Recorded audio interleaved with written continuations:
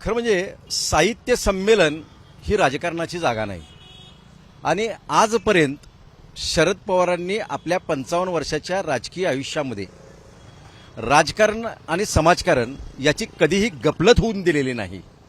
आणि काल दिल्लीमध्ये जो कार्यक्रम झाला त्यामध्ये एक मराठी माणसानं केलेल्या कामाची पवारसाहेबांनी स्तुती केलेली आहे आणि सातारचे जो धागा पकडून त्यांनी जे विश्लेषण करत असताना एका मराठी माणसांनी महाराष्ट्राला पुढे नेण्याचं काम केलं असं त्यांच्या कार्याची स्तुती केलेली आहे। आणि मग उद्धव ठाकरेंना साहजिक आहे त्यांचं राजकारण वेगळं आहे, परंतु उद्धव ठाकरेंनी हे लक्षात घेतलं पाहिजे की शरद पवारांनी आजपर्यंत उभ्या आयुष्यामध्ये कधी कुणावर टीका केलेली नाही आणि स्तुती करत असताना सुद्धा शत्रू जरी असला तरी त्याच्या कार्याची मुक्तकंठानं स्तुती करणं हा शरद पवारांचा स्थायी भाव आहे। आणि मला वाटत नाही उद्धवजींनी याचा विचार करावा आणि साहित्य संमेलनामध्ये राजकारण आणू नये ही माझी मनापासूनची भावना आहे। माझं नाव अनिल घाडगे, मी कार्याध्यक्ष राष्ट्रवादी काँग्रेस पार्टी कोल्हापूर जिल्हा। साहित्य संमेलनाचा जो कार्यक्रम आहे तो एकाला पुरस्कार देत असताना सुद्धा एखाद्या व्यक्तीचं त्या समारंभाचा प्रमुख कुणीही असो तो नेहमीच कौतुक करत असतो। त्याच्याबद्दल एक जनजागृती म्हणून त्याला एक थाप मारायची असते की हा कार्यक्रम चांगला झाला, तुमच्याकडून अपेक्षा होत्या त्या पद्धतीनं चांगलं या ठिकाणी आपल्याकडून घडतंय, पण त्याचा इतरांनी सुद्धा राजकीय विषय न घेता त्यांना म्हणायला पाहिजे होतं की हा कार्यक्रम जो दिलेला आहे पुरस्कार तो अतिशय वेगळ्या मार्गाचा पुरस्कार आहे।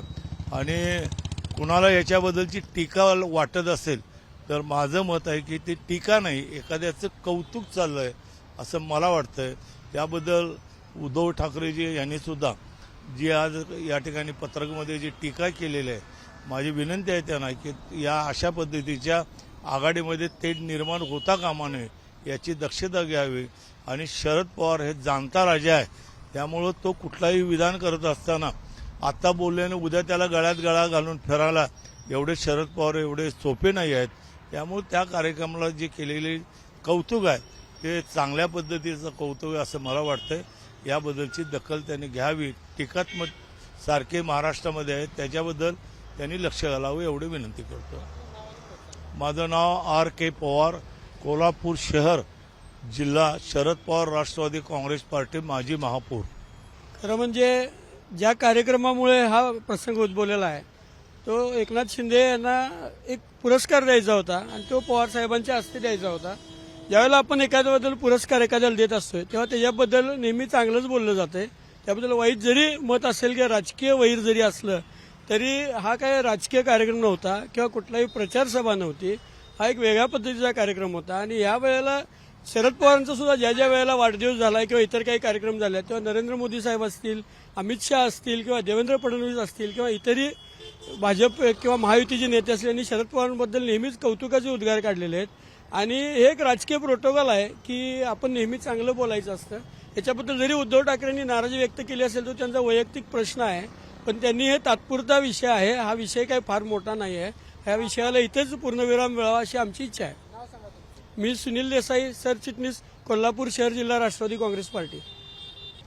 खरं तर हा कार्यक्रम महाराष्ट्राच्या गौरवतेचा आहे आणि एकनाथ शिंदे साहेबांनी जे काम केलं आहे साहित्य संमेलन असू दे किंवा त्यांनी जे महाराष्ट्रासाठी केलेलं आहे ते जे थाप त्यांच्या पाठीवर ही पडलीच पाहिजे। आणि त्याला ज्येष्ठ व्यक्ती लागते, हे ज्येष्ठ व्यक्तीने अभ्यासू व्यक्ती म्हणजे छत्रपती शिवाजी महाराजांच्या ह्या राज्यामध्ये फक्त शरद पवार साहेब आहेत आणि त्यांनी त्यांच्या पाठीवर थाप पाडली। कोणी विरोधक कोणी असू देत, जिथे अमित शहा असू देत, नरेंद्र मोदी साहेब असू देत किंवा एकनाथ शिंदे साहेब असू देत किंवा इतर कोणत्याही पक्षाचे असू देत, ज्यांनी जे चांगलं काम केलं त्यांच्यासाठी थाप देणं हे साहेबांचं काम आहे आणि शरद पवार साहेबांनी त्यांना थाप दिली।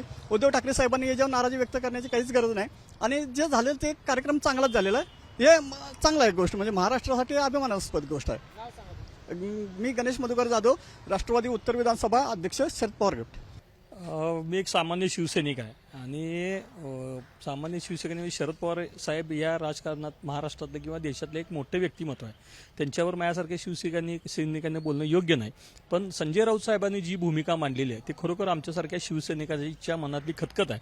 पवार साहेबांनी ते हे जे घडलेलं आहे ते व्हायला नको पाहिजे होतं. म्हणजे एकनाथ शिंदे जे गद्दार म्हणून आम्ही सर्वजण म्हणतो की ज्यांनी उद्धव साहेबांना धोका दिला किंवा त्यांनी ज्या राष्ट्रवादीबरोबर बसायचं नाही असं म्हणून जे गेले ते तुमच्यावर पण टीका होती, त्याच तुमची त्यांचं कौतुक करताय हे योग्य वाटलं नाही शिवसैनिकांना. तीच खतखत आमच्या राऊत साहेबांनी बोलून दाखवलेली आहे. आणि मला की अमोल मिटकरी असतील किंवा अमोल कोल्हे असतील यांनी जी वक्तव्य केलेली आहेत, अमोल मिटकरी सांगितले की शरद पवार साहेबांचे त्यांनी कौतुक केलं. इतकं जर होतं तर मग तुम्ही अजित पवार साहेबांच्या बरोबर का गेला शरद पवार साहेबांना सोडून, हा एक आमचा शिवसैनिक म्हणून त्यांना सवाल आहे.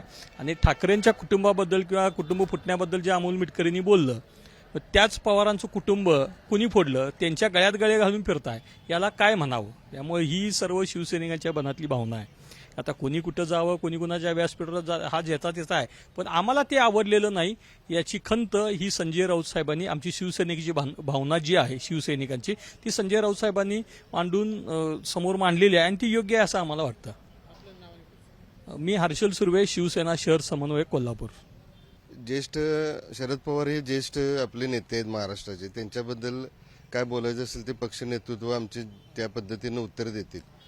पण शिवसैनिक म्हणून ज्या पद्धतीनं एकनाथ शिंदेचं किंवा ह्या महाराष्ट्राचं राजकारण या 2 वर्षात ज्या पद्धतीनं बिघडलेलं आहे, ज्याला कारणीभूत जे एकनाथ शिंदे असतील त्यांनी, म्हणजे आता आम्ही शिवसैनिक म्हणून एवढे वर्ष काम करतोय, आमचा पक्ष गेला, आमचं नाव गेलं, या सगळ्या गोष्टी कुठेतरी म्हणजे आम्हाला एवढं लागते तर पक्ष नेतृत्वांना त्या पद्धतीनं त्यांच्या घरातला बाळासाहेब ठाकरेंचे चिरंजीव आहेत ते, त्यांना किती त्या गोष्टीचा त्रास मातोश्रीला सहन करायला लागलाय किंवा ह्या गोष्टीचा.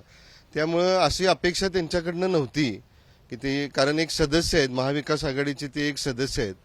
आज काही प्रोटोकॉल हा प्रत्येक पक्षातल्या लोकांना आहे. आज आम्ही पण तुमच्यासाठी प्रोटोकॉल पाळतोय, जे काय असतील ते प्रोटोकॉल बाबा वरिष्ठांना विचारून किंवा काय, तर हे प्रोटोकॉल पाळणारं आपलं आहे. त्या पद्धतीनं त्यांनी ते करायला पाहिजे होतं. त्यासाठी त्यांनी म्हटले असतील की एकनाथ शिंदेचा गौरव महाराष्ट्रासाठी काय काम केलं हे मला पण अजून माहिती नाही. त्यांनी फोडाफोडी केली, पक्ष फोडला. आता स्वतः शरद पवारांचा पक्ष पण फोडायला कारणीभूत कोण आहेत? आज अमोल मिटकरी जे उलटी आमच्या राऊत साहेबांच्या वरती जे टीका करतायत, अमोल मिटकरी स्वतः आपल्या माझे वडील आहे म्हणत होता, ते सोडून गेले. त्या मिटकरींनी आम्हाला किंवा राऊत साहेबांना प्रामाणिकपणाच्या किंवा काय बोलावं आणि काय नाही ह्याची शिकवण त्यांनी देऊ नये. त्यांचं नाव मिटकरी आहे, त्या पद्धतीनं त्यांनी तोंड बंद मिटून गप बसलेलं बरं, त्याच्यातच त्यांचं चांगलं आहे. अवधूत सुरेश साळके, उपजिल्हा प्रमुख, कोल्हापूर. एकंदरीत पाहिलं तर ज्या लोकांनी महाराष्ट्राचा आणि महाराष्ट्रातील जनतेचा विश्वासघात केला, ज्या पक्षानं ज्यानं मोठं केलं, मग ते एकनाथ शिंदे असतील, अजित पवार असतील आणि अन्य काय असतील, तर ते पक्ष फोडून गेले. पक्ष फोडूनच गेले नाही तर पक्ष चोरला, चिन्ह चोरलं. आणि अशा लोकांना जर तुम्ही सत्कार करत असलासा तर ते महाराष्ट्राच्या प्रतिमेला काळीमा फासणारं या प्रकार आहे. एकीकडे त्यांच्या विरोधात तर इकडेही करायचं, कोर्टात कचेरी बाकी सगळं आता सध्या महाराष्ट्रामध्ये सगळं चालू आहे, सुप्रीम कोर्टात केस चालू आहेत, सगळीकडे चालू आहे. आणि आपणच त्यांचा सत्कार करायचा म्हणजे खरोखर दुर्दैवी गोष्ट आहे. आणि महाराष्ट्रातील निष्ठावंत कार्यकर्त्यांना हे पटलेलं नाही आहे. रणजित आयरेकर, शिवसैनिक, कोल्हापूर. प्रथमतः ज्यांचं कौतुक केलं त्यांनी महाराष्ट्राच्या राजकारणामध्ये इतिहासात की नवीन पायंडा पाडून एक चुकीचा राजकीय पायंडा घालायचा प्रयत्न, त्यांनी तो इतिहास लिहिला. जो इतिहास लिहिला जाईल, चुकीचा इतिहास त्यांच्या निमित्तानं लिहिला जाईल. अशा व्यक्तीनं ज्या महाविकास आघाडीचं सरकार पाडायचं काम केलं, महाविकास आघाडीचं सरकार ज्यांनी पायदळी तुडवलं, गुवाहाटीला पळून गेले. आणि पवार साहेबांच्या साठी तर आम्ही शिवसेनेनं उद्धवजींनी मोठी रिस्क घेऊन महाविकास आघाडी सरकार, विचाराची भिन्नता असताना, जी वैचारिक जमत नसताना वैचारिक भिन्नता असताना फक्त उद्धवजींनी मोठ्या धाडसानं महाविकास आघाडी सरकार स्थापन केलं. आणि असं असताना सन्माननीय पवारसाहेब देशात ज्येष्ठ नेते आहेत, त्यांनी ज्या राजकारणामध्ये ज्यांनी गद्दारीचा इतिहास लिहिला जाईल त्यावेळी त्यांचं नाव लिहिलं जाईल. अशा ज्या व्यक्तीचं नाव सुद्धा आम्हाला घ्यायची इच्छा नाही की ज्यांनी आज ज्या पद्धतीने ठाकरे घराण्याशी प्रतारणा केली.